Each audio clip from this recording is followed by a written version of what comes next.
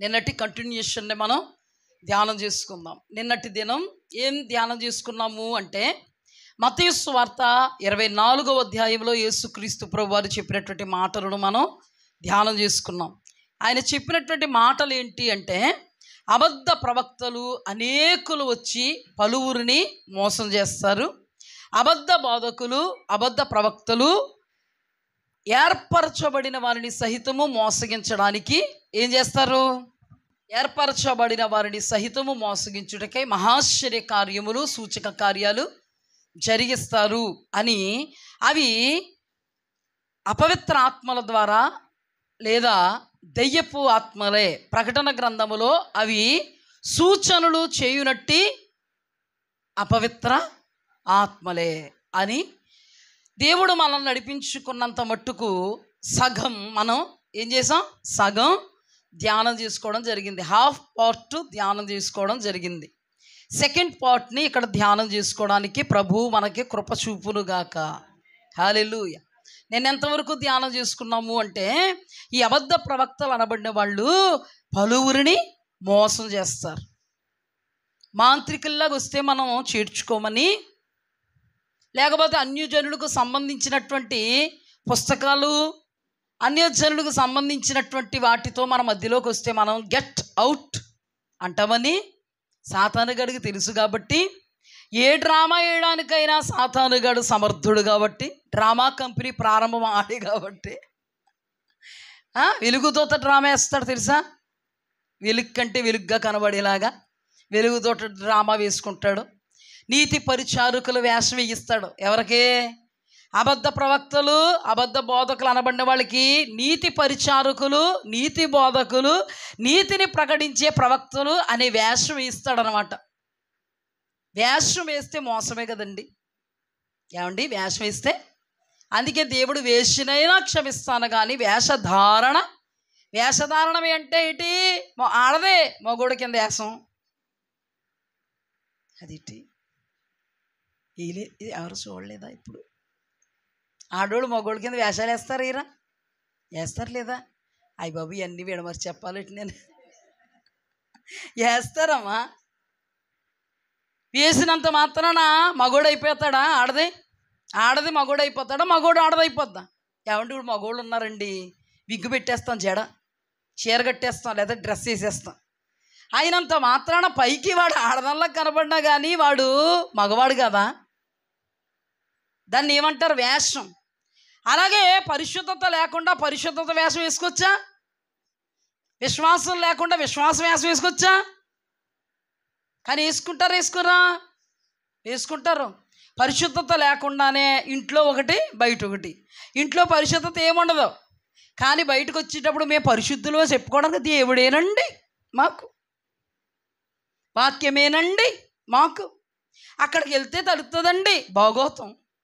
చెప్పకుండా వెళ్ళాలి, చెప్పి వెళ్తే తెలదు. మళ్ళీ చెప్పి వెళ్తే మళ్ళీ పరిశుద్ధుల వేషమే. ఎవరు? క్రైస్తవుల గురించి మాట్లాడుతున్నాను నేను.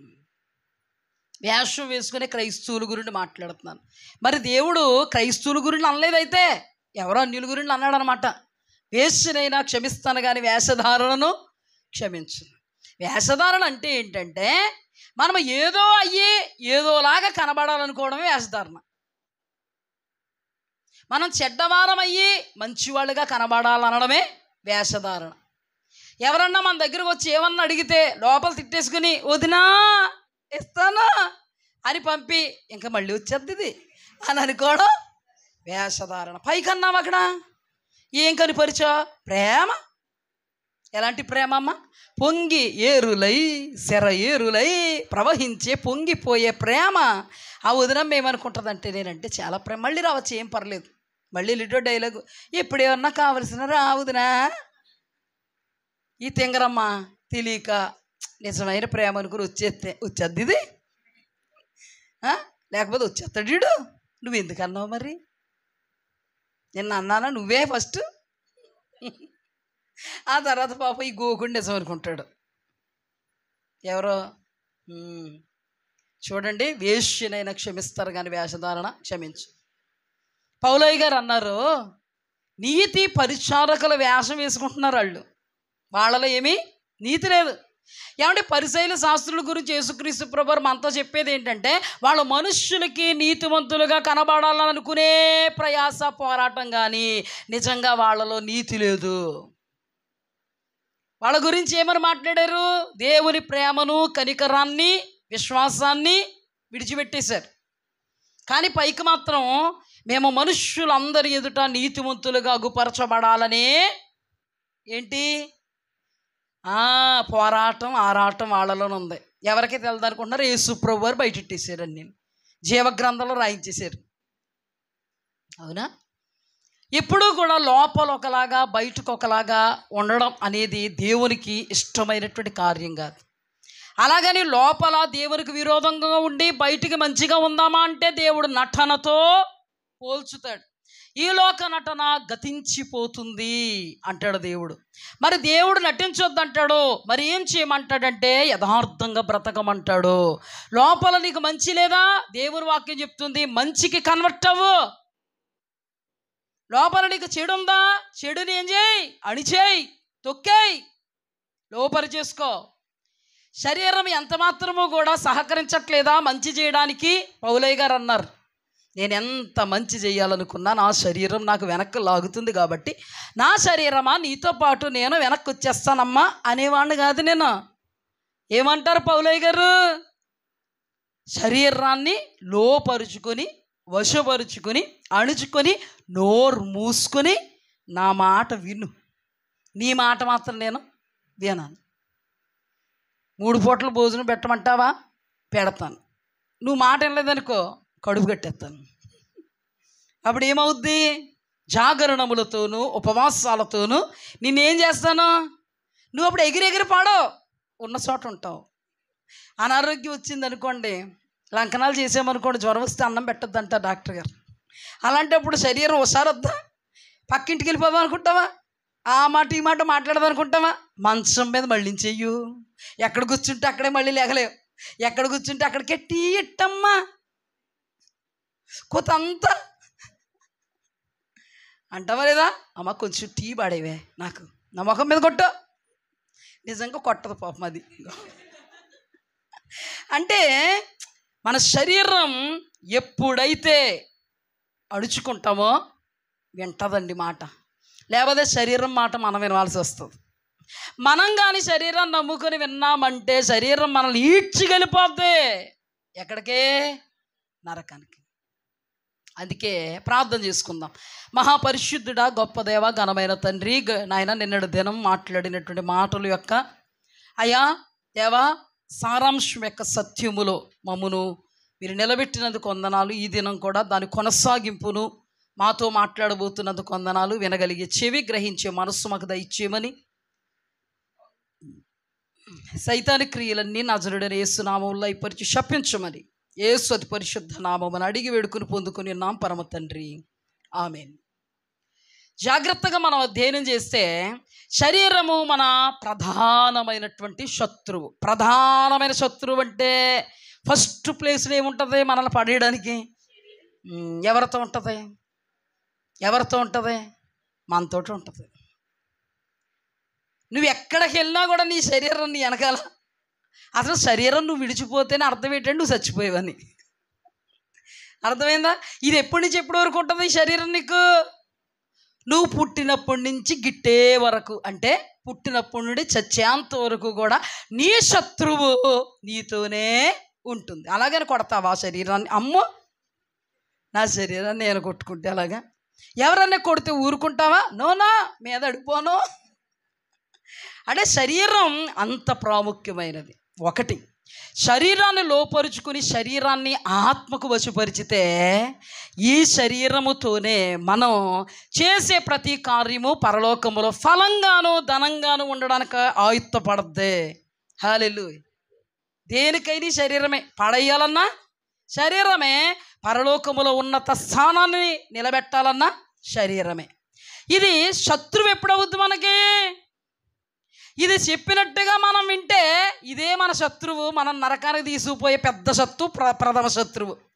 దీన్ని అణుచుకొని వశపరుచుకొని దీన్ని దేవుని ఆత్మకు లోపరిచి దేవుడు వాక్యం చెప్పినట్టుగా దీన్ని దేవుని కంట్రోల్లో పెడితే పరలోక రాజ్య మహిమలో ఉన్నత స్థానాన్ని సంపాదించడానికి, ఫలాన్ని పొందడానికి, సత్క్రియలు చేయడానికి, దేవుడు చెప్పిన మాటల ప్రకారంగా బ్రతికి అనేకులను బ్రతికించి నిత్యత్వములో ఉన్నత స్థానాన్ని సంపాదించుకోవడానికి ప్రథమమైనటువంటి కారణంగా ఈ శరీరం ఉంటుంది. ఇప్పుడు చెప్పు, ఏదైనా ఎవరి చేతుల్లో? మన దేవుడు ఎంత మంచివాడు కదా, మన ఆయన కూడా పెట్టాడు డబ్బులు మన చేతుల్లో.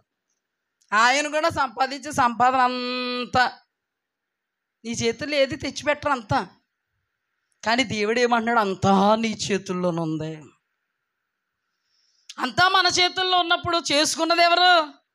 మనమే.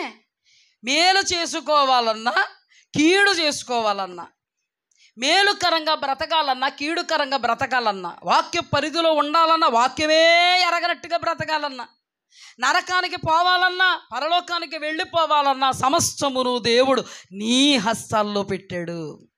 హల్లెలూయా. ఇప్పుడు సమస్త బాధ్యత ఎవరి మీద ఉంది? కుటుంబ బాధ్యత కాదే, ఎవరి మీద ఉంది? పరలోకం వెళ్ళాలన్నా, పరలోకంలో ఉన్నత స్థానాన్ని సంపాదించాలన్నా, ఇదేమి వద్దు, నరకానికి పోవాలన్నా, నరకంలో అగ్ని ఆరని పురుగు చావనటువంటి అగ్ని గంధకాలతో నాశనం అయిపోవాలన్నా నీ హస్తాల్లోనే ఉంది. అందుకే దేవుని వాక్యం, జ్ఞానవంతురాలైతే తన ఇల్లు కట్టుకుంటుందంట.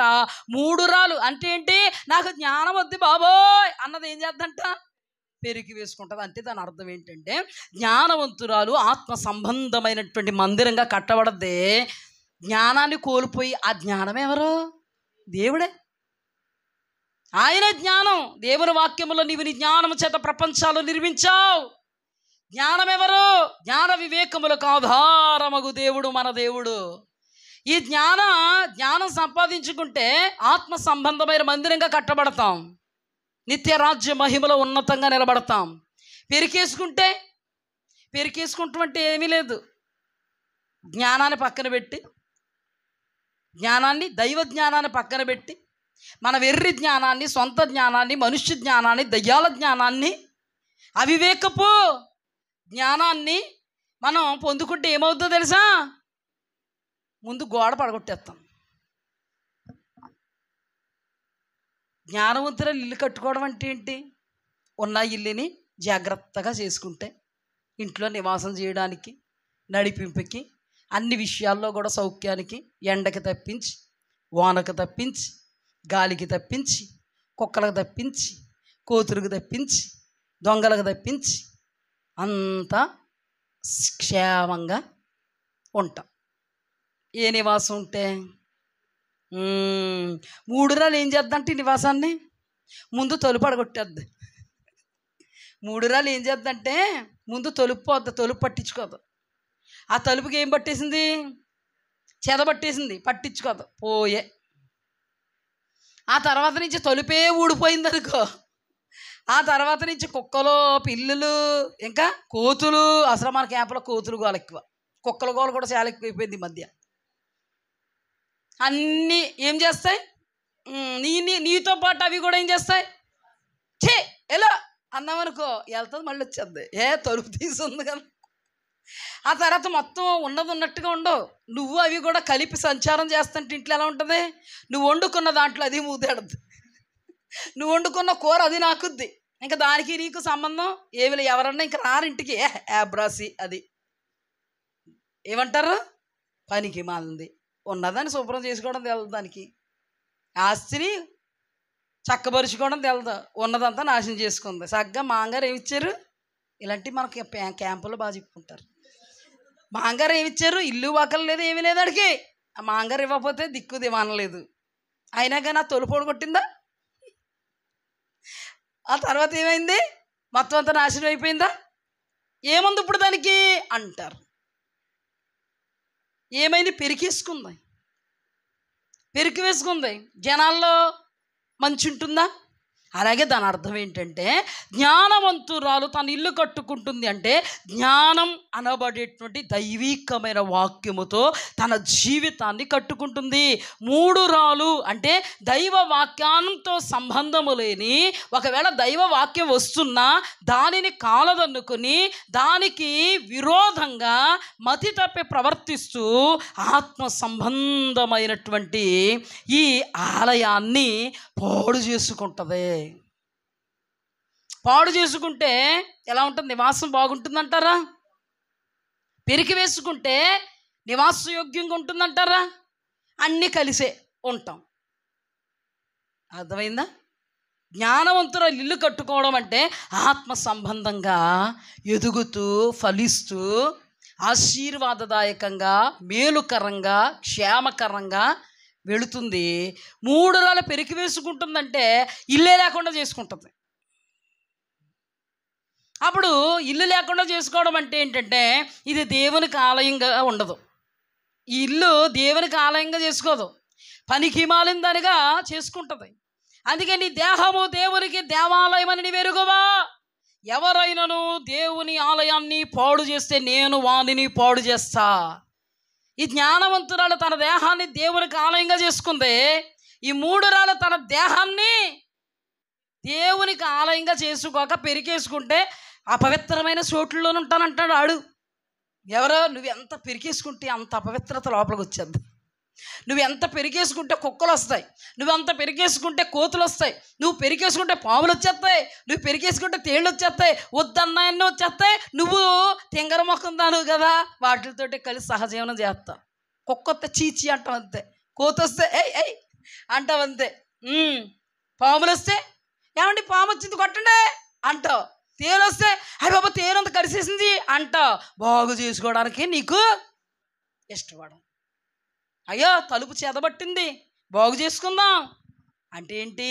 మన ఆత్మీయ జీవితానికి చెదబడతా ఉన్నప్పుడు, మనం ఆలోచనలో తప్పుతున్నప్పుడు, దేవుని వాక్యానికి విరోధం అయిపోతున్నప్పుడు, తలంపుల్లో తప్పుతున్నప్పుడు, ఊహల్లో ఉద్దేశాల్లో తప్పుతున్నప్పుడు, దేవుని వాక్యం నీ యొద్దకు వస్తున్నప్పుడు ఆత్మ సంబంధంగా నీవు అనారోగ్యానికి గురయ్యావని, ఆత్మ సంబంధంగా అస్వస్థతలో నీవు ఉన్నావని నీవు తెలుసుకుంటే స్వస్థపరిచే దేవుడు పాదాల దగ్గరికి, బాగు చేసే దేవుడు పాదాల దగ్గరికి వచ్చి, దేవా నా స్థితి దయా, జ్ఞానవంతురాలు తన ఇల్లు కట్టుకుంటుంది, 3 రాళ్ళు ఇల్లు పెరికి వేసుకుంటుంది.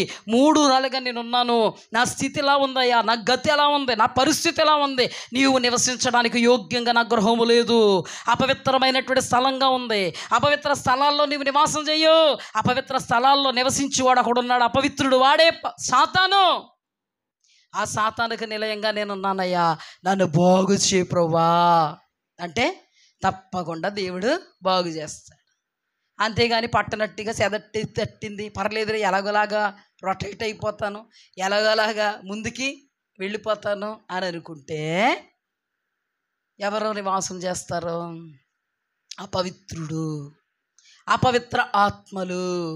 అందుకే మత్తయి సువార్తలోనంట, గుర్తుందమ్మా, మత్తయి సువార్తలో అపవిత్రాత్మ ఒక మనుష్యుణ్ణి వదిలి వెళ్ళిపోయిన తర్వాత మరి 7 చెడ్డవైన అపవిత్ర ఆత్మలు తీసుకొస్తే మొత్తం 8 మంది తిష్ట వేసుకుని ఆ ఇల్లు అసలు అపవిత్రమైతే ఈ అపవిత్ర ఆత్మలు ఇంకా అపవిత్రం చేసేస్తే పవిత్రుడైన దేవుని వద్దకు ఇంకా స్థానం ఉండదు. అందుకే చాలా జాగ్రత్తగా మనల్ని మనం పరిశీలన చేసుకోగలగాలి, చాలా జాగ్రత్తగా. అందుకే మనలో దేవుడు ఉన్నారా, దెయ్యం ఉన్నాడా? దేవుడు ఉన్నాడా, దెయ్యం ఉన్నాడా అని ఎలా తెలుసుకోవాలి? మనుష్యులో దేవుని ఆత్మ ఎలా పనిచేస్తుందో అలాగే శరీరం అనబడేటువంటి శత్రువు కూడా పనిచేస్తాడు. శరీరానికి లొంగిపోతే శరీరం వెనక పనిచేస్తున్నవాడెవడో? అపవాది. శరీరానికి లొంగిపోతే మనం ఎవరికి లొంగిపోయిన వాళ్ళం అవుతాం? ఇప్పుడు చెప్పండి, మీలో దేవుని ఆత్మ పనిచేస్తుంది, శరీరము పనిచేస్తుంది, శరీరాన్ని వాడుకునేటువంటి అపవాదిగాడు పనిచేస్తాడు. అంటే టోటల్గా మీలో దేవుడు పనిచేస్తాడు, దెయ్యం పనిచేస్తాడు. దేవుడు పనిచేస్తున్నప్పుడు దేవునికి లోబడాలి, దెయ్యం పనిచేస్తున్నప్పుడు దెయ్యానికి లోబడాలా? మీరు అలాగన్నారు కదండి. అయితే దేవుడు పనిచేస్తున్నప్పుడు దేవుడికి, దెయ్యం పనిచేస్తున్నప్పుడు దెయ్యానికి. కూర్పంతే కదండి, చాలే కూర్పంతే అనుకోకు. దేవుడు పని చేస్తున్నాడా, దెయ్యం పని చేస్తున్నాడా? దేవుడు పని చేస్తుంటే దేవునికి, దెయ్యం పని చేస్తుంటే ఏమనాలి? నోర్మోయ్ అని మనం ఏం చేయాలి? దేవునికి లోబడి. ఉర్రూతులు ఊరుతుంది శరీరం, సరిగ్గా ఉండు, నువ్వు సరిగ్గా ఉండు. ఈ వాక్యాలు నన్ను చాలా బలపరుస్తున్నాయి, మిమ్మల్ని ఎంత బలపరుస్తున్నాయి నాకు తెలియదు, కానీ జయించే అనుభవాల్లో ఈ వాక్యాలు నన్ను నిలబెడుతున్నాయి అనడానికి నేను మొదటి సాక్షిని. దేవుని ఆత్మ పనిచేస్తుంది, దెయ్యమాత్మ కూడా పనిచేస్తుంది మనిషిలో. ఎప్పుడైతే ఆత్మకి లోబడకుండా శరీరానికి లోబడతామో మనము సైతానిగా ఉచ్చులో పడిపోయినట్టు. అద్భుతమైనటువంటి ఉదాహరణలు మనం ధ్యానం చేసుకుని త్వరగా మనం వెళ్ళిపోదాం ముందుకి. యేసుక్రీస్తు ప్రభువారు 12 మంది శిష్యుల్ని ఏర్పాటు చేసుకున్న తర్వాత వారికి 10వ అధ్యాయంలోకి వచ్చేటప్పటికి అధికారం ఇచ్చి దెయ్యాలను వెళ్ళగొట్టండి, రోగులు స్వస్థపరచండి, సువార్తను ప్రకటించండి అని పంపించారు. 12 మంది అపోస్తులు ఎవరనగా అనే పేర్లతో సహా, పేర్లు కూడా ఉన్నాయి ఇక్కడ. అద్భుతంగా వాళ్ళు యేసుక్రీస్తు ప్రభువారి దగ్గర బోధ నేర్చుకుంటూ ఉన్నారు. అనేకమైన విషయాలను ధ్యానము అధ్యయనం చేస్తూ ఉన్నారు. అర్థం కానటువంటి విషయాలను యేసుక్రీస్తు ప్రభువారి ద్వారా విశదపరుచుకుంటూ ఉన్నారు. అద్భుతంగా దేవుడు అధికారం ఇచ్చి వాళ్ళను వాడుకుంటూ కూడా ఉన్నారు. చివరి దినాలకు వచ్చేటప్పటికి యేసుక్రీస్తు ప్రభువారి యొక్క శిలువ బలియాగానికి వచ్చేటప్పటికి ఒక సందర్భం జరుగుద్ది. ఆ సందర్భంలో యేసుక్రీస్తు ప్రభువారు మనం ఇంతకుముందు ధ్యానం చేసుకున్నట్టుగా గుడ్డోళ్ళని స్వస్థపరిచిన తర్వాత, అమోగా చెవిటివాడిని స్వస్థపరిచిన తర్వాత జరిగిన సందర్భం ఏంటంటే, యేసుక్రీస్తు ప్రభువారు ఒక స్థలంలో శిష్యులు ఆయన కూడా నిలబడి ఆయన అంటారు, నన్ను ప్రజలు ఏమని చెప్పుకుంటున్నారు అని అడిగారు. మత్తయి సువార్త 16వ అధ్యాయము, మత్తయి సువార్త 16వ అధ్యాయము 16వ అధ్యాయం 13వ వచనం. యేసు ఫిలిప్పు దగ్గర కైసరియా ప్రాంతములకు వచ్చి మనుష్య కుమారుడు ఎవడని జనులు చెప్పుకొనుచున్నారని తన శిష్యులను అడగగా, వారు కొందరు బాప్తిస్మం ఇచ్చి యోహాననియు, కొందరు ఏలియానియు, కొందరు ఇర్మియానియు లేక ప్రవక్తలలో ఒకడనియు చెప్పుకొనుచున్నారని అనిరి. అందుకైన మీరైతే నేను ఎవడనని చెప్పుకొనుచున్నారని వారిని అడిగాను. అందుకు సీమోను పేతురు, నీవు సజీవుడగు దేవుని కుమారుడు అనే క్రీస్తు అని చెప్పాను. అంతటి యేసు, సీమోను బర్యోనా, నీవు ధన్యుడువు, పరలోకమందున్న నా తండ్రి ఈ సంగతి నీకు బయలుపరిస్తే గాని నరులు నీకు బయలుపరచలేదు. మరియు నీవు పేతురువు, ఈ బండ మీద నా సంఘాన్ని కట్టుదును, పాతాళలోక ద్వారములు దాని ఎదుట నిలవ నేరవని నేను నీతో చెప్పుచున్నానన్నైను. పరలోక రాజ్యం యొక్క తాళపు చెవులు నీకు ఇచ్చేదను. నీవు భూలోకమందు దేని బంధించుదువో అది పరలోకమందు బంధింపబడును, భూలోకమందు దేని విప్పుదువో అది పరలోకమందు విప్పబడునని అతనితో చెప్పెను. ఇది కూడా చదివేస్తాను. అటు తరువాత తాను క్రీస్తు అని ఎవరితో చెప్పవద్దని ఆయన తన శిష్యులకు ఖండితముగా ఆజ్ఞాపించాను. అప్పటి నుండి తాను యెరూషలేమునకు వెళ్ళి పెద్దల చేత, ప్రధాన యాజకుల చేత, శాస్త్రుల చేత అనేక హింసలు పొంది చంపబడి 3వ దినమున లేచుట అగత్యమని యేసు తన శిష్యులకు తెలియజేయ మొదలుపెట్టగా, పేతురు ఆయన చేయి పట్టుకుని, ప్రభువా అది నీకు దూరమగును గాక, అది నీకెన్నడూ కలగదని ఆయనను గద్దింపసాగాను. అయితే ఆయన పేతురు వైపు తిరిగి, సాతానా నా వెనుకకు పొమ్ము, నీవు నాకు అభ్యంతర కారణమై ఉన్నావు. నీవు మనుష్యుల సంగతులే తలంచుచున్నావు గాని దేవుని సంగతులు తలంపక ఉన్నావని పేతురుతో చెప్పెను. హల్లెలూయా. ఇప్పుడు జాగ్రత్తగా అధ్యయనం చేస్తే పేతురు గారిలో ఎవరెవరు పనిచేస్తున్నారు? అసలు పేతురు అపోస్తులుడిగా దేవుడి చేత ఏర్పాటు చేయబడి, పేతురు దైవాత్మ సంభూతుడిగా నడిపింపబడుతూ దేవుడిచ్చినటువంటి కృపలు కృపావరాలతో వాడబడుతూ ఒక సమయం, ఒక సందర్భం వచ్చేటప్పటికి దేవాది దేవుడైన యేసుక్రీస్తు ప్రభువారు మాట్లాడుతూ, ప్రజలు నన్ను ఏమని చెప్పుకుంటున్నారంటే కొందరు అలాగా చెప్పుకుంటున్నారయ్యా అని అనేకమైనటువంటి శిష్యులు తోటి అపోస్తులు అంటూ ఉన్నప్పుడు ఆత్మావేశముతో ఆత్మచేత నడిపింపబడుతున్న వాడే పేతురు ఏమన్నాడు? అయ్యా నీవు సజీవుడైన దేవుని కుమారుడువైన క్రీస్తువు. హల్లెలూయా. సజీవుడువైన దేవుని కుమారుడువైన క్రీస్తువు. అప్పుడు యేసుప్రభు అన్నారు, సీమోను బర్యోనా నీవు ధన్యుడువు, మనుష్యులు చెప్తే నీకు తెలియలేదు, నా తండ్రి నీకు బయలుపరిస్తేనే తెలియబడింది. ఇప్పుడు ఎవరున్నారు ఆయనలో? ఎవరు పనిచేశారు? ఎవరు పని చేస్తే ఎవరికి లోబడ్డారు ఈయన? మరి ఎప్పుడు దేవుడు ఆత్మకే లోబడాలి కదా, అవునా కదా? మరి మనం ప్రాక్టీస్ చేస్తారా, ప్రాక్టికల్ చేస్తారా? ప్రాక్టికల్ చేసి తెలుసుకోండి ఏ ఆత్మకు లోబడుతున్నా. ఏం లే, ప్రాక్టికల్ అంటే ఏంటో తెలుసా? అంతవరకు శత్రువుని ప్రేమించాలని ప్రార్థనలు ఉన్నప్పుడు, అయ్యా ఇల్లు క్షమించిన ఆయన అంటున్నావే, ఆ తర్వాత మళ్ళీ ప్రార్థనలో వచ్చేసాక అళ్ళా అంటున్నావే, ఆ తర్వాత లేదు క్షమించాలి, టీ పెట్టి ఇవ్వాలి అనుకుంటున్నావే, మళ్ళీ తర్వాత రెండోసారి వచ్చేసాడా అంటున్నావే. ఇదంతానే అర్ధ మన కన్నడ భాష అర్ధమర్ధ, అవునా? మన తెలుగు భాష అటు ఇటు, అలాగా ఇలాగా. దేవుడు అలాగా ఇలాగా, అటో చూపు ఇటో చూపు, అటొక్కాలు ఇటొక్కాలు వేయమని చెప్పలేదు. ఒకే మాట, ఒకే బాట, ఒకే పద్ధతి, ఒకే ప్రవర్తన, ఒకే తీర్మానం.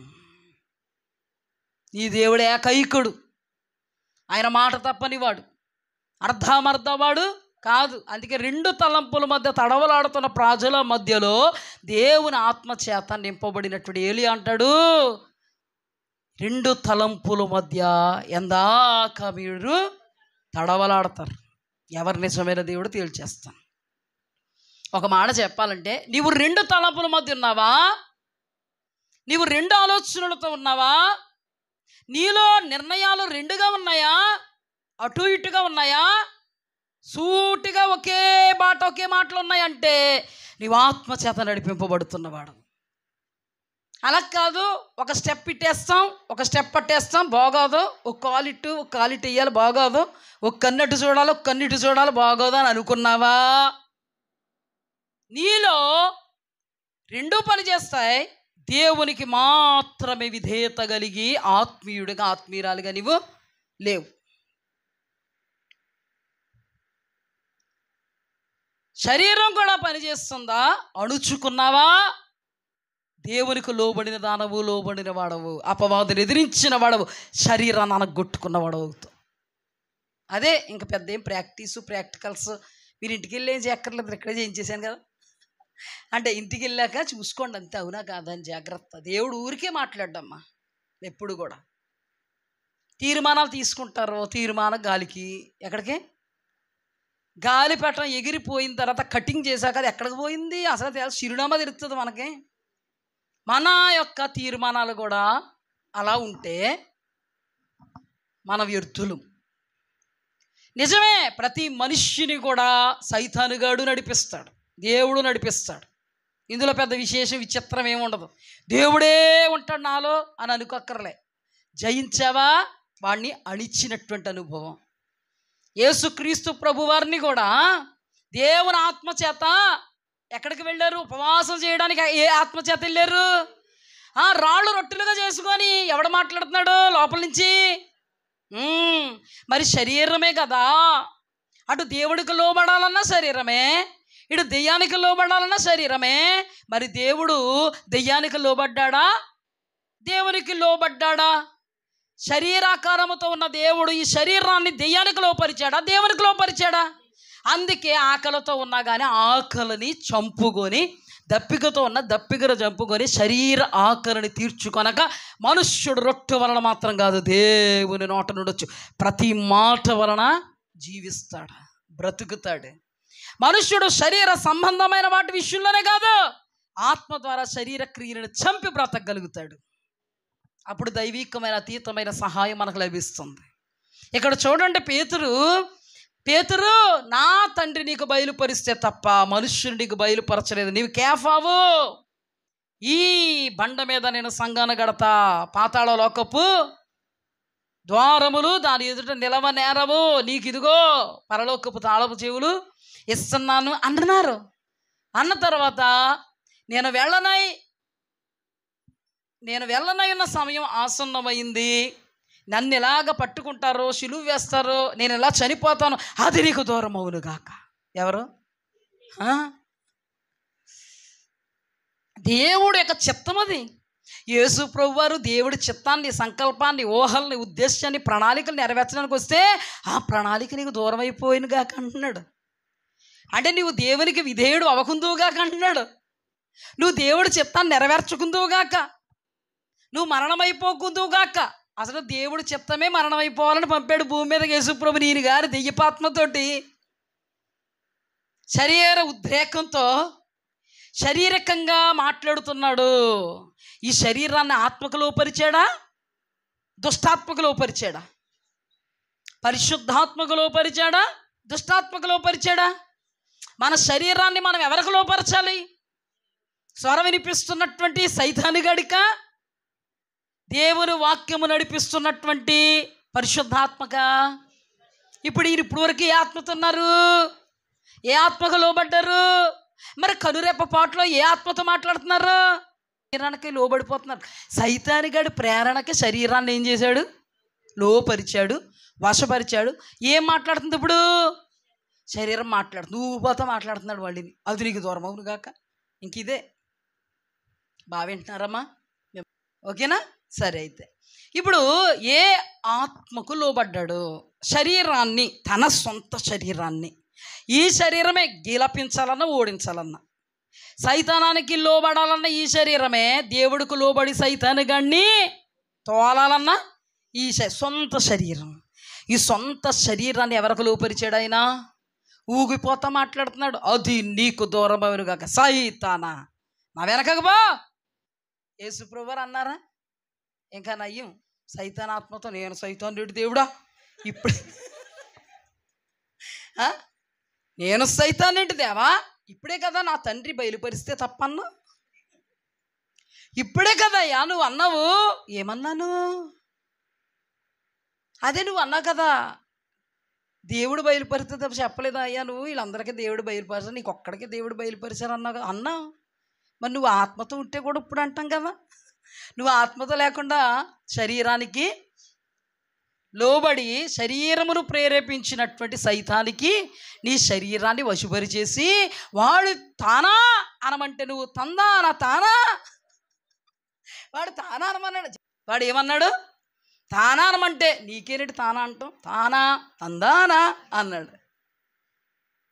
మన జీవితాల్లో కూడా ఎగ్జాక్ట్గా మీరు అవునన్నా కాదన్నా ఎగ్జాక్ట్గా 100% మంది క్రైస్తవులు ఈ అనుభవాల్లో ఉన్నారు. అప్పటికప్పుడే దేవుడు, అప్పటికప్పుడే దేవుడా క్వశ్చన్ మార్క్. దేవుడు దేవుడా క్వశ్చన్ మార్క్. ఎవరు? క్రైస్తవ జనాంగం. ఒక సందర్భంలో అదే యేసుక్రీస్తు ప్రభువారు ఇదే అపోస్తలుడైనటువంటి పేతురు గారిని ఏమన్నారు? పేతురు, నీవు శోధనలో ప్రవేశించకుండా మెలకువగుండి ప్రార్థన చేయి. నువ్వు శోధనలో ప్రవేశించబోతున్నావయ్యా. ఏంటి నాథా ఆ శోధన? ఏమీ లేదు, వీళ్ళందరూ నిన్ను విడిచిపెట్టి వెళ్ళిపోయినా నేను మాత్రం విడవనని సాగదీసేవే. ఏమన్నాడు? వాళ్ళందరూ కాముగా ఉన్నారు. ఇలా ఇలా ఉద్ది గొర్రెల కాపర్ని కొడతారు, గొర్రెలు చెదిరిపోతాయి అని చెప్తుంటే అందరూ కాముగా అవునా అన్నట్టుగా వింటున్నారు నిర్ఘాంతపోయి. మన పేతురు గారు ఆది, ఎవరైనా చెప్పండి ఎవరు? ఆది. ఈ ఆది అనబడేటువంటి కేఫా అనబడేటువంటి రాయి అనబడేటువంటి సంఘ స్థాపనకు నాయకుడు కాబోయేటువంటి ఈయన, వీళ్ళందరూ నిన్ను విడిచిపెట్టి వెళ్ళినా నేను మాత్రం, నేనే మాత్రం ఒక్కడనే ఏకైకుణ్ణి నిన్ను విడవను అంటే వెంటనే సరే యేసుప్రభు వారు వాళ్ళు కాముగా ఉన్నారు, వాళ్ళు ఏం పర్లేదు, నువ్వు మాత్రం ఎగిరెగిరి పడుతున్నావో నేను చెప్తున్నాను చూడు. వాళ్ళందరూ కూడా నన్ను ఎరగా నన్ను అందరు కానీ బాబాయ్ పేతురు నువ్వు మాత్రం ఒట్టు, నువ్వు మాత్రం ఒట్టు. యేసు ప్రభువా ఎక్కడుంటాడు? ఎప్పుడు చూడలేదు, తిరిగానంటున్నారా? నన్ను చూసి ఉంటారు, ఎవరినో చూసి నన్ను అనుకొని ఉంటారు అన్నారా దేవుడు? నిజంగా దేవుని ఆత్మకి శరీరాన్ని లోపరిస్తే ఏం చేస్తాడో తెలుసా? అక్కడ యేసు పాదాల మీద పడిపోయినాదా నిన్ను ఎరగనన్నటువంటి దౌర్భాగ్య దుస్థితికి నేను దిగజారిపోయేటువంటి స్థితి నాకు దాపరించుకుండును గాక. ఇక్కడ మాత్రం అని ఎత్తాడు, అది నీకు జరగకుండును గాక. ఏది? దైవ చిత్తం జరగకుండు గాక అని ఎత్తావు నువ్వు. దేవుని ఆత్మ ఉంది నీకు, మధ్య మధ్యలో స్టెప్ వేస్తూ ఉంటావు నువ్వు. ఇక్కడ దేవుని చిత్తం జరగకుండును గాక అన్నాడు. అక్కడేమో నువ్వు దేవుని చిత్తానికి విరోధంగా నన్ను ఎరగనంటే నేను ఎందుకంటాను అలాగా అన్నాడు. కానీ నాథా అది నాకు దూరం అవునుగాక అన్నాడా? దేనికి సరెండర్ చేశాడు శరీరాన్ని? సాతానికి విధేయతను చూపేలాగా ఈ శరీరాన్ని నువ్వు ఇదే చూపు ఎవరికి? యేసు ప్రభుకి విధేయత చూపాలంటే ఏం చేయాలి? నాదా, అది నాకు దూరం అవునుగాక, నీ దాసుడైన నాకు అది ఎన్నటికి కాకుండానుగాక, నన్ను క్షమించు ప్రభువా. ఆ ఏడుపేదో తర్వాత కాదు, ఇప్పుడు ఏడాలి. కానీ ఇది మాత్రం అది నాకు దూరం అవునుగా కనకుండా ఈయన బాణీలో ఏమి నడుపుతుంది? ఇన్ని దేవుడికి విరోధంగా రేపుతుంది. దేవుడి కంటే అతీతుడువా పేతురయ్యా నువ్వు? అంటే భూత వర్తమాన భవిష్యత్ కాలాలు యేసుప్రభువా నీకు తెలుసోది లేదో, నువ్వు చూస్తున్న తప్పు, నేను చూస్తున్నది కరెక్ట్. నువ్వు నన్ను అపార్థం చేసుకుంటున్నావేమో కానీ ఎట్టి పరిస్థితుల్లో మరణమైన ఎదురొట్టేసి ఇదేసి వచ్చేస్తాను కానీ నీ దగ్గరికి నేనేం చేయను? దేవుడి కంటే ఎక్కువ తెలుసా నీకు? అందుకే నువ్వు ఎలా అయిపోతావు అని దైవజనులకు దేవుడు బయలుపరిచి హెచ్చరించినప్పుడు నేనా, చాలామంది ఉన్నారు అలాగా, అందుకే ఏమైపోయారు? నేను అలా జరగదు అస్సలు. పేతురికి నీకేంటి తేడా? పేతురు శోధనలు ఎల్లెల్లెల్లెల్లి పడిపోయాడు, నువ్వు పడిపోయావు. ఏంటి తేడా? దేవుడు ఏదన్నా బయలుపరుస్తున్నాడు జాగ్రత్త. మీలో కొంతమంది గురించి దేవుడు బయలుపరిస్తే నేను నిర్మోహమాటంగా ముక్కుసూటిగా చెప్పేశాను, జాగ్రత్త సుమ.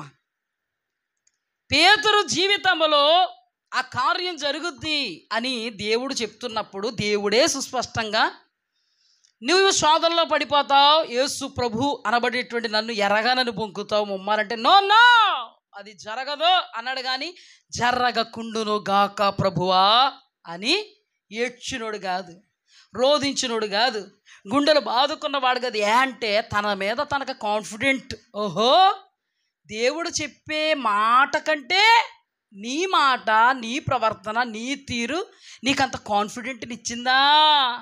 ఏ మబ్బు కమ్మేసింది పేతురు నిన్న? నిజంగా మబ్బు వేసాడు, నీకు అల్లేసాడు. ఒక్కడ చెప్పండి, సృష్టికర్తకి విరోధంగా ఏదైనా జరుగుద్దా?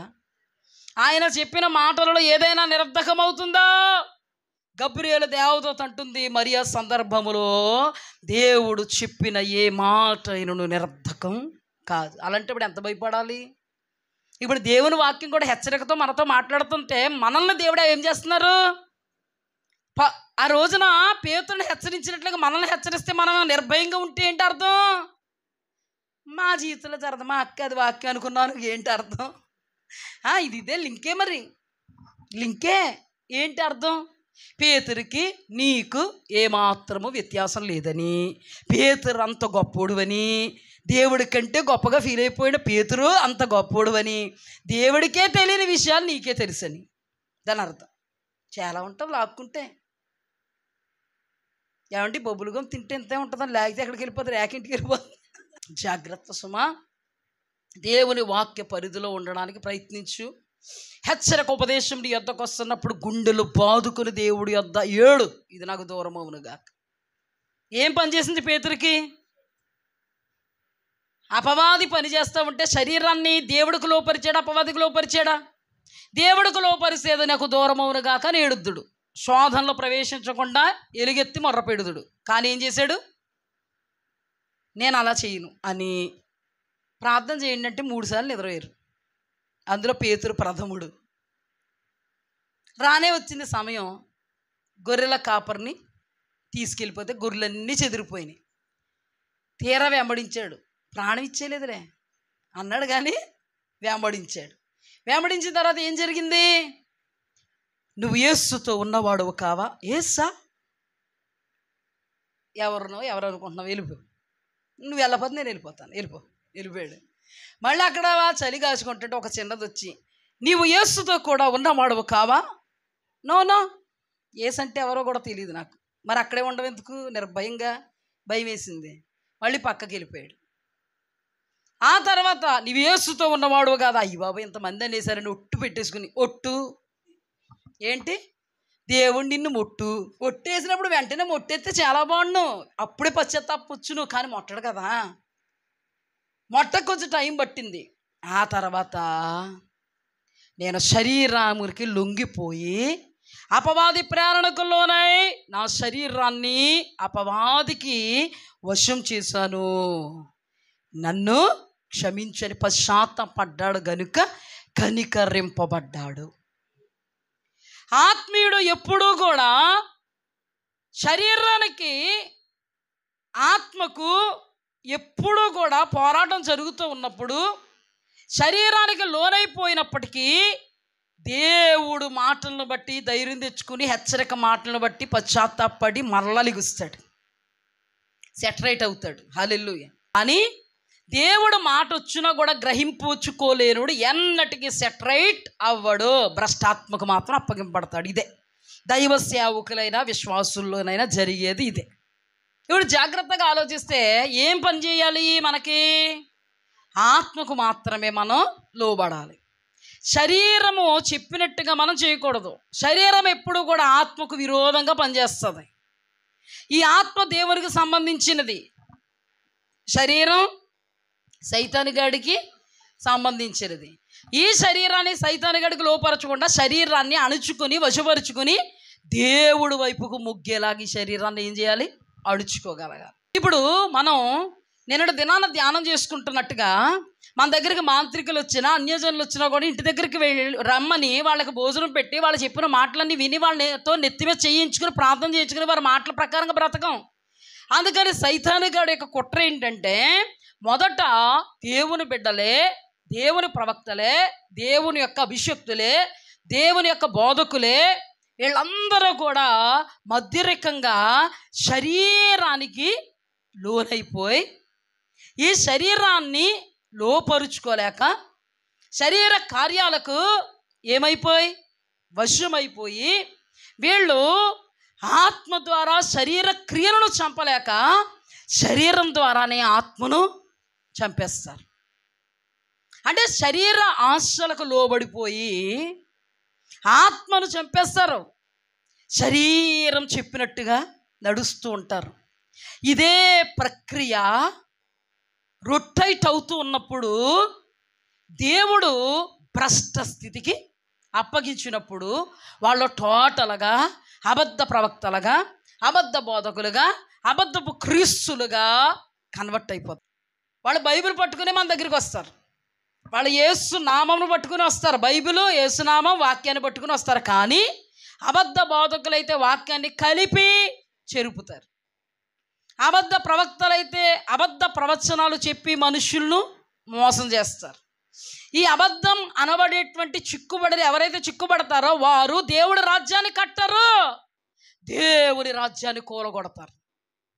దేవుని వాక్యం చెప్తుంది, సంఘ క్షేమాభివృద్ధి కొరకు, సంఘ హెచ్చరిక కొరకు, ఆదరణ కొరకు కొందరిని దేవుడు అపోస్తులు గాను, ప్రవక్తలు గాను, కొందరిని ఉపదేశకులు గాను, కొందరిని బోధకులు గాను, కొందరిని స్వార్థికులు గాను ఏర్పాటు చేసుకుంటే, సంఘ క్షేమాభివృద్ధి కొరకు వీళ్ళని ఏర్పాటు చేసుకుంటే, సైతాను కూడా సంఘము యొక్క నాశనం కొరకు వాళ్ళనే కొంతమందిని పడగొట్టి నాశనం కొరకు వాడుకుంటూ ఉంటాడు. ఒక కేటగిరీది దేవుని ప్రవక్తల్ని, దేవుని బోధకుల్ని, దేవుని నిమిత్తము ఆత్మానుసారంగా ప్రారంభించిన వాళ్ళని శరీరానుసారంగా నడిపించి చివరికి వాళ్ళకే నాశనమే, వాళ్ళని వెంబడించిన వాళ్ళకే నాశనమే. ఇప్పుడు జాగ్రత్తగా మనం గబగబా మన ధ్యానాన్ని ముందుకు కొనసాగిస్తే, బిలాము అనబడిన వాడు దేవుని ఏర్పాటు, దేవుని ప్రవక్త మరియు దేవుని బోధకుడు. కానీ బిలాము ఆత్మతో నడిపింపబడే అనుభవంలో ఉన్నవాడు. కానీ కొన్ని రోజులకి రాజుగారి దగ్గర నుండి ఆఫర్స్ వచ్చాయి. శరీర సంబంధమైన ఆకర్షణకు, డబ్బుకు, ఘనతకు, మెప్పుకు లోనైపోయి శరీరము చెప్పినట్టుగా వింటూ ఆత్మకు శరీరాన్ని లోపరచలే, ఆత్మ కొరకు శరీరాన్ని అనగొట్టుకోలే, శరీరం చెప్పినట్టుగా నడవకూడదని అనుకోలే, ఆత్మనే ఆర్పేసి ఆత్మనే చంపేసుకుని, మనస్సాక్షిని చంపేసుకుని, డబ్బు వెనక, ఘనత వెనక, మెప్పు వెనక, ఆధిక్యతల వెనక పరిగెట్టి అబద్ధ ప్రవక్తగా, అబద్ధ బోధకుడిగా మారిపోయాడు. వెంటనే దేవుడు విడిచిపెట్టాడా? తను ఎందులో ఉన్నాడు? ఆత్మానుసారంగా ఆరంభించి శరీరానుసారంగా తన యొక్క జీవితాన్ని ముగిస్తే దేవుని బిడ్డలకు ఆశీర్వాదకరంగా ఉన్నాడా, శాపకరంగా ఉన్నాడా? ఏర్పాటు చేయబడిన వాడు ఆత్మానుసారంగా ప్రారంభించి శరీరానుసారిగా ముగించి ఆ సైతాను చేతిలో కీలుబొమ్మ అయిపోయి దేవుని బిడ్డల్ని మార్గం తప్పిస్తున్నాడు. వాక్యం కలిపి చెరిపాడు అంటే అతనికి అనుకూలమైంది పెట్టి అననుకూలమైన తీసి ఒకటో పక్క పెడతాడు. ప్రకటన గ్రంథంలో దీనిలో ఎవడైనా ఏదైనా కలిపినా తీసేసి ఇందులో ఉన్న రోగాలను వచ్చేస్తాయి అంటాడు దేవుడు. తెలుసా? కానీ ఇప్పుడు బోధ ఏం చేశాడు? విగ్రహారాధన అర్పితమైనవి తింటే దేవునికి కోపం, వ్యభిచారం చేస్తే దేవునికి కోపం, అందమైన అమ్మాయిలు పెట్టు, విగ్రహ అర్పితమైనవి వాడి చేతుల్లో పెట్టు, వాళ్ళని ప్రేరేపించమని చెప్పు, ఫినిష్, అంత అయిపోయింది. ఏ బాధ అమ్మాయి బాధ? కపటమైన బోధ. దేనికోసం? శరీరేచ్ఛల కోసం, శరీర సంబంధమైనటువంటి కోరికలను తీర్చుకోవడం కోసం, మెప్పు కోసం, మహిమ కోసం, ఘనత కోసం, బహుమానం కోసం. అందుకే ప్రకటన గ్రంథంలో రాయబడింది, దుర్నీతి వలన కలుగు బహుమానం కొరకు నేర్పినటువంటి బోధను అనుసరించేవారు మీలో ఉన్నారు. ఈ బోధలో పడిపోయిన వాళ్ళు ఎక్కడికి వెళ్ళిపోతారు? ఈ బోధలు ఎవరు పడిపోయారు? ఇశ్రాయేలీలు పడిపోతే వేల కొలది ప్రజలు చనిపోయేటువంటి నాశనానికి వారు లోబడిపోయారు. ఇప్పుడు ఏర్పాటు చేయబడినటువంటి బిలాము ఏర్పాటు చేయబడినటువంటి వేల కొలది ప్రజలను ఏం చేశాడు? నాశనం. ఈ బిలాము కొరకు గాఢాంధకారం భద్రం చేయబడి ఉన్నదని యోధా పత్రికలో రాయబడి ఉంది. ఇప్పుడు ఈ బిలాము ఎక్కడికి వెళ్ళిపోయాడు? బిలాము బోధను నమ్ముకొని నాశనం అయిపోయిన ఇశ్రాయేలీలు ఎక్కడికి వెళ్ళిపోయారు? నరకం. ఇప్పుడు చూడండి, అదే నా అనేకమైన అబద్ధ బోధకులు, అబద్ధ ప్రవక్తలు ఏర్పరచబడిన వారిని సహితము మోసగించుటకై. ఏర్పాటు చేయబడిన వాళ్ళని ఏం మోసం చేసింది? అబద్ధ బోధ, అబద్ధ ప్రవచనం. ఇప్పుడు అబద్ధ బోధ ఏం చేసింది? ఇతరుల్లో రెండు కేటగిరీస్ చూడగలుగుతాం, అబద్ధ బోధకుడు, అబద్ధ ప్రవక్త. ముందు నుంచి అబద్ధ బోధకుడు, అబద్ధ ప్రవక్త శరీరానుసారిగా జీవించినందుకు, శరీరాన్ని జయించలేనందుకు, దేవునికి శరీరాన్ని లోపరచినందుకు ఏమైపోయాడు? ఒక మాటలో చెప్పాలంటే భ్రష్టుడు అయిపోయాడు. రెండవ సందర్భం రాజుల గ్రంథం 13వ అధ్యాయంలో ముసలి ప్రవక్త. అతడు కూడా ఒక మంచి ప్రవక్త వచ్చి యెరోబాము ఎదుట దేవుడు చెప్పినటువంటి ఒక ప్రవచనాన్ని పలికి తన దేవుడు చెప్పిన మాటను బట్టి వెళ్ళిపోతే, ముసలి ప్రవక్త అనబడినవాడు వచ్చి ఏమని మాట్లాడుతున్నాడు? నేను నీ వంటి ఒక ప్రవక్తనే, నాకు దేవదూత కనబడి నిన్ను మా ఇంటికి రమ్మని అన్నపానములు పుచ్చుకోమంది అంటే, ఈ నిజమైన ప్రవక్త పాపం ఆ ముసలి అబద్ధ ప్రవక్త యొక్క మాటను నమ్ముకుని, దేవుడు చెప్పాడు నీవు అన్నపానములు పుచ్చుకోవద్దు, వెళ్ళినటువంటి మార్గము గుండా మరలా తిరిగి రావద్దు, అదే బాటలో వెళతంటే వెళ్ళిన మార్గము నుండి తిరిగి రప్పించాడు ముసలి ప్రవక్త. అన్నపానములు పుచ్చుకోవద్దని చెప్తే, నాకు కూడా దేవదూత కనబడింది నీ వంటి ప్రవక్తనే అని ఎక్కడ తీసుకెళ్ళాడు? ఇంటికి తీసుకెళ్ళి అన్నపానములు పుచ్చు వేస్తే ఎవరితో మాట్లాడుతున్నారు? దేవుడు మాట్లాడుతున్నాడు. ఓ మాట చెప్పండి, దేవుడు మాట్లాడ్డా? కయ్యంతో మాట్లాడలేదా? కయ్యంతో? సౌలుతో మాట్లాడలేదా? సమూయేలు ద్వారా? పడిపోయిన దావీదుతో మాట్లాడలేదా? ఎందరితోనైనా దేవుడు మాట్లాడడం లేదా? మరి బిలాంతో మాట్లాడడం పెద్ద గొప్ప?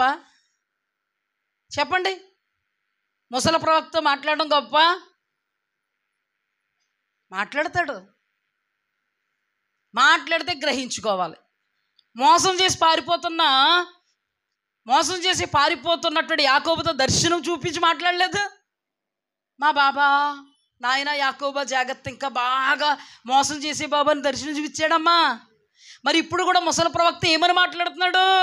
తనతో చెప్పు, అన్నపానములు పుచ్చుకోవద్దన్నాను, వెళ్ళిన చోట నుండి రావద్దన్నాను, అన్నపానములు పుచ్చుకున్నందుకు, వెళ్ళిన చోట నుండి మరలా తిరిగి వచ్చినందుకు అతడు చనిపోతాడని చెప్పు. ఎవరికి గ్రహింపగలగాలి? ఇప్పుడు అబద్ధ ప్రవక్తకు అర్థం అవ్వాలి. అతనికి ఉపదేశం ఇచ్చాడు. అమ్మో దేవుడు ఎలాంటాడు? ఎవరన్నా తప్పు చేస్తే పుండు అయితే ఆ పుండు మీద కారం జల్లివాడు దేవుడు. తెలుసా? చూడండి ఏమంటాడు, ఎక్కడి నుంచి వచ్చితివి నువ్వు అంటాడు. తెల్లలేదా? తెలుసు కాబట్టి ఎక్కడి నుంచి వచ్చి నీ దగ్గరే సమాధానం రావాలని. ఇప్పుడు చూడండి, ఆ ముసలి ప్రవక్తతో మాట్లాడుతున్నప్పుడు అతనికి కలగాలి, కానీ కలిగిందా? కఠినాత్ముడు, కలగదు. వీళ్ళు మందను కనికరింపరు, క్రూరమైన తోడేళ్ళు ఎప్పుడైపోయారు? శరీరానికి అవకాశం ఇచ్చి శరీర నడిపింపులో ఉన్నందుకు వీళ్ళు ఏమైపోయారు? క్రూరులైపోయారు. క్రూరులు మందను కనికరిస్తారా?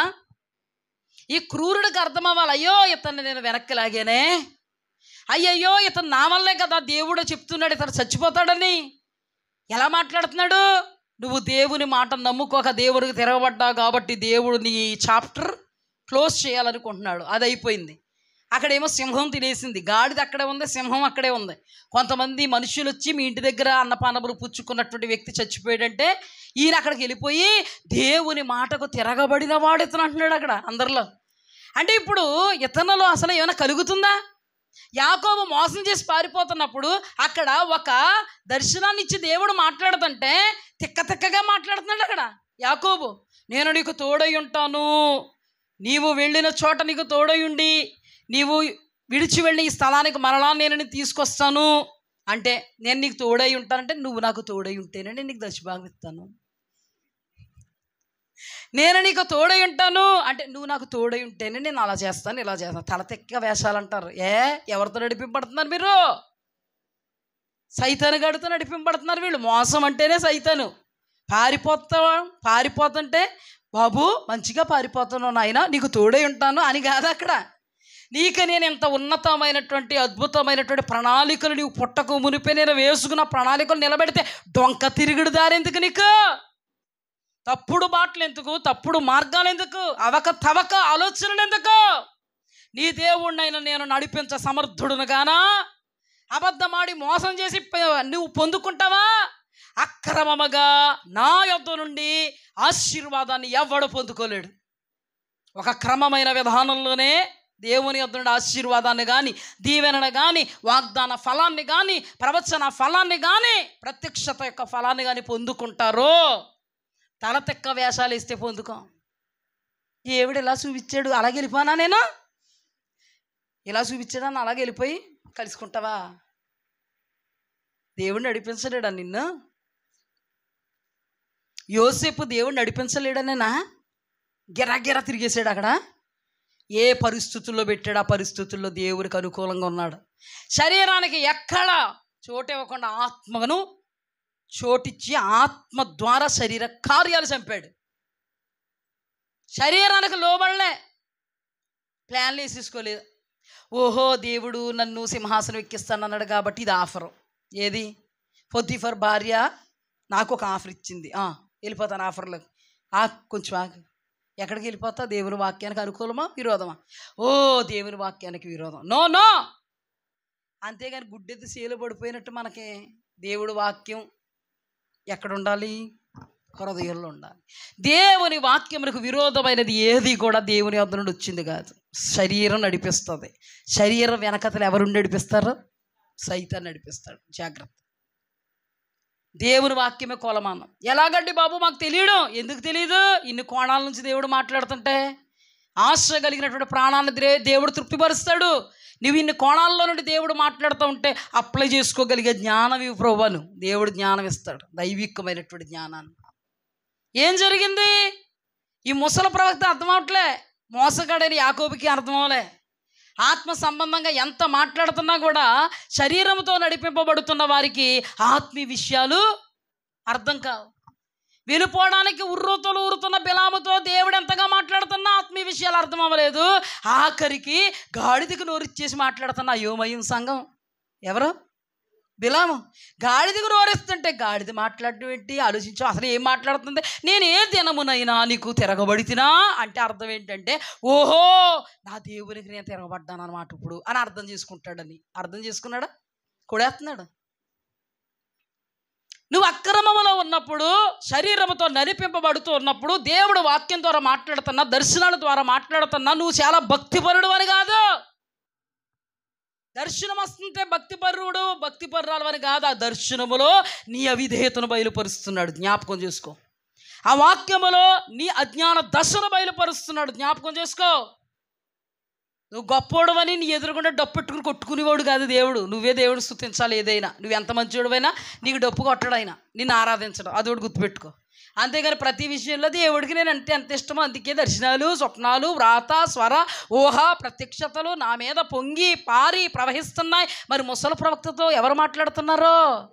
అలాగని ముసలి ప్రవక్త చాలా పరిశుద్ధుడు, నీతిమంతుడు, గరుడు, గొప్పోడు, ఉన్నతుడు, శ్రేష్ఠుడు, దేవుడు అంటే ప్రాణం ఇచ్చేసి పరలోకం వెళ్ళిపోయేవాడా?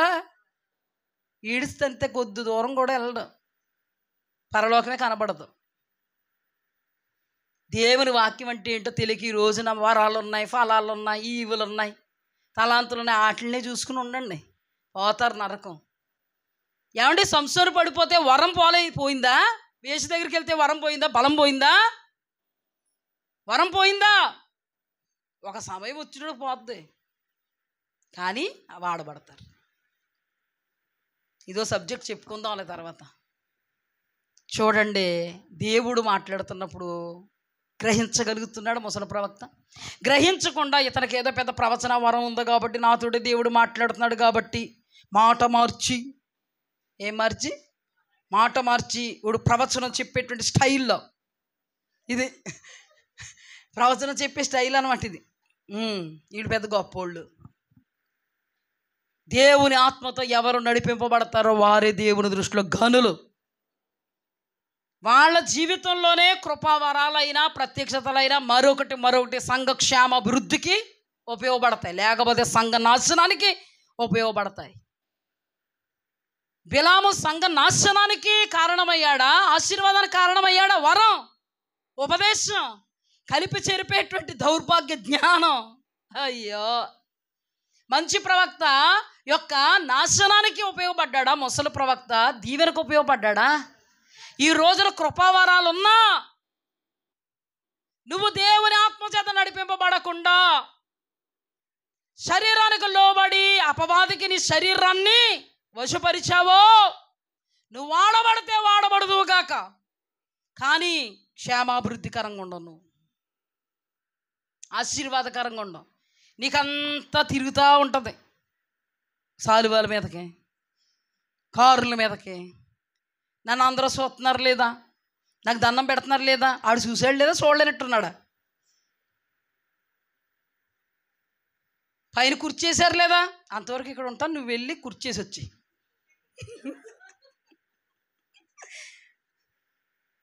నా ఇమేజ్ డ్యామేజ్ అయిపోద్ది.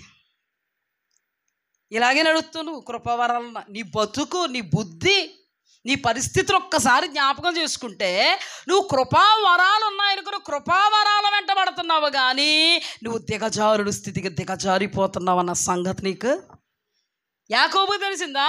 బిలాముకు తెలిసిందా? ముసలి ప్రవక్తకు తెలిసిందా? ఏమనుకుంటున్నారు? ఈ ముసలి ప్రవక్త ఏ రేంజ్లో చెప్తున్నాడు తెలుసా? అప్పుడు వరకు ఇలా, కానీ వీళ్ళలోనే ఉంది, లాగేసినోడు వీడే ప్రవచనం చెప్తున్నాడు. నువ్వు దేవుని మాటకు తిరగబడితివి గనుక లేకుండా చేస్తున్నాడు తీడ బిల్డప్. మళ్ళీని ఈ బిల్డప్పే. నాకు దేవుని వాక్యం ధ్యానం చేస్తుంటే సమస్తాన్ని తేటగా బయలుపరుస్తున్నాడు. ఒక మాట చెప్పన, ఆత్మీయుడు ఎప్పుడు శరీరానికి లోనవడం, శరీర ఉద్రేకానికి లోనవడం. కొంతమంది ప్రవచనాలు చెప్తున్నప్పుడు శరీర ఉద్రేకానికి లోనవుతున్నారంటే, ఎక్సైట్ అయిపోతున్నారంటే, మేమే దేవుళ్ళు అన్నట్టుగా ఫీల్ అయిపోతున్నారంటే, నిన్ను నడిపించేది దేవుని ఆత్మ కాదు, భ్రమపరుచు ఆత్మ. అందుకే నీకు చీకటి అసలు కనబడ్డావు. చీకటి వేషంలో కనబడితే మళ్ళీ అలక్ట్ అయిపోతావని, ఏమైపోతావు? అలక్ట్ అయిపోతావని ఇంకా వెలుగు వచ్చేద్దా నీకు. భ్రష్ట ఆత్మకు అప్పచెప్పేసినా నువ్వు వాడబడతావు. దేంతో? దైవాత్మతో. నాకు చెప్పండి, ఒక మాట చెప్పండి. బిలాము కృపావరం ఇచ్చాడు. ఆ కృపావరంతో దేవుని బిడ్డలకి ఆశీర్వాదకరంగా ఉన్నాడా, శాపకరంగా ఉన్నాడా? దేవుడు శాపకరంగా ఉండమని దేవుడు వాడుకుంటాడా, సైతానుగాడు వాడుకుంటాడా? ముసలి ప్రవక్తను ఎవరు వాడుకుంటున్నారు? కానీ ఇక్కడ ప్రవచనం దేవుడు మాట్లాడారు. ఎందుకు మాట్లాడారు? నీ బుద్ధి కూడా నువ్వు తెలుసుకో అతనికి చెప్పి ముందు. భయపడ్డా ముసలి ప్రవక్త? అసలు దేవుని ఆత్మతో ఉన్నవాడు ప్రేమతో ఉంటాడండి, కనికరంతో ఉంటాడండి. ముసలి ప్రవక్త కనికరం ఉందా? అయ్యయ్యో, నేను లాగేశానా, ఏమండి అన్యజనులు అనబడేటువంటి డాక్టర్స్ మీరు చూసారా? డాక్టర్స్ యేసుప్రభుని కూడా తెలుసుకోరు వాళ్ళు. మన ఊర్లో పటేల్ డాక్టర్ అమ్మగారు తెలుసా? ఆ డాక్టర్ గారు తెలుసా? పటేల్ డాక్టర్ అమ్మగారు రెండవ భార్య తెలుసా మీకు? నాకే తెలిసింది బయట నుంచి వచ్చి. మీరు ఇక్కడే పుట్టి ఇక్కడే పెరిగారు. ముందు డాక్టర్ చచ్చిపోయింది ఎందుకో తెలుసా? ఒక కేసు మరణం అయిపోయిందంట, డెత్ అయిపోయిందంట. ఎక్కడ? హాస్పిటల్లో. అందుకని నేను బ్రతకడం ఎందుకని సూసైడ్ చేసి చచ్చిపోయిందంట అన్యురాలు. కానీ ఈ ముసలి ప్రవక్త, మంచి ప్రవక్త చావుకు కారణమవుతుంటే కనికరం ఉందా? జాలుందా? అందుకేనండి కొరింథీయులకు రాసిన పత్రిక 13వ అధ్యాయములో నాకు 9 కృపావరాలున్నను, ప్రేమ లేని వాడనైతే నేను వ్యర్థుడును, మ్రోగేడు కంచును గనగనలాడు తాళమును ఇందును. అంటే నువ్వు కృపావారం ఉందా, ప్రేమ లేదంటే ప్రేమకు నిర్వచనమైన యేసు ప్రభు లేడంటే నిన్ను ఎవరు నడుపుతున్నాడు? ఇంకా డౌట్ లేకుండా. వీళ్ళ దగ్గర మాంత్రిక శక్తులకు సంబంధించిన పుస్తకం ఏమి ఉండదు, మాంత్రికుడే ఉంటాడు లోపల. అర్థమైందా? వీళ్ళు భ్రమలో ఉంటారన్నమాట. బిలాం పరలోకం వెళ్ళాడా? ముసలి ప్రవక్త అబద్ధికుడుగా అవునా కాదా? ఆ దినాన అనేకులు నన్ను చూచి ప్రభువా నీ నామమును ప్రవచించలేదా, దెయ్యాలు వెళ్ళగొట్టలేదా? అక్రమము చేయవారలారా మీరెవరో నాకు తెలియదు, పోండి ఎక్కడికి నరకానికి. వీళ్ళు ఏమనుకుంటున్నారు? బిలాముకు తెలుసా నాకు నాశనమే ఉందని?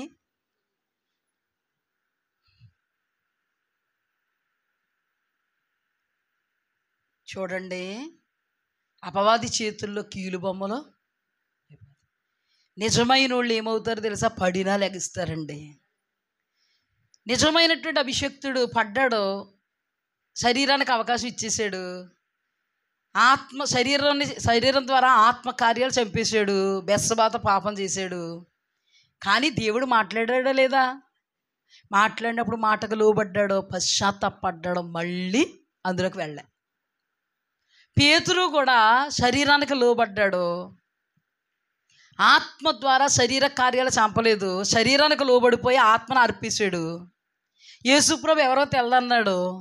కానీ ఒక సమయం వచ్చింది, యేసుప్రభును చూడగానే, దర్శనం కలగగానే, యేసుప్రభువు దర్శనం అవగానే చంటి బిడ్డలాగా క్షమించమని ఏడ్చాడు. మళ్ళీ దేవుడు అంటే ఏంటి నాకు తెలియదు అన్నాడా?